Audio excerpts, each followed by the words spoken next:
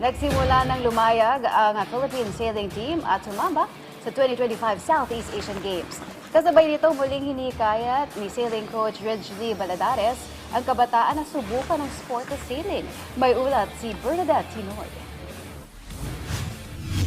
Sa pag-arangkada ng 33rd Southeast Asian Games, nagsimula na rin lumayag ang Philippine National Sailing Team sa torneo. Bukod naman sa puntiriyang makuha ang medalya, inahagi ni sailing head coach Ridgely Baladares na hindi pa man natatapos ang SEA Games, marami na silang tournament na sasalihan sa susunod na taon.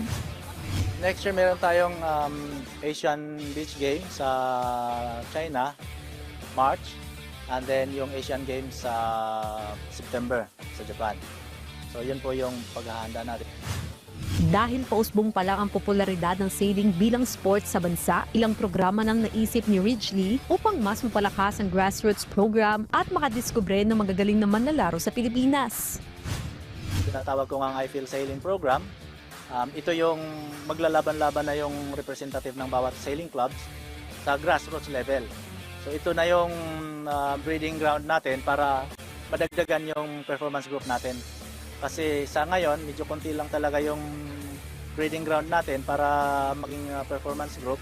Then hopefully next year, sa December, makakakita na tayo ng maraming grupong, malaking grupo ng mga grassroots.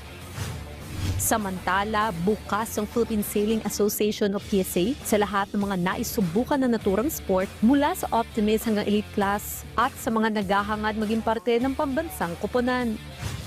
Isa sa adhikain natin na makilala, mabigyan natin ng chance yung mga walang access dito sa sailing. Para sa lahat po ito, hindi po ito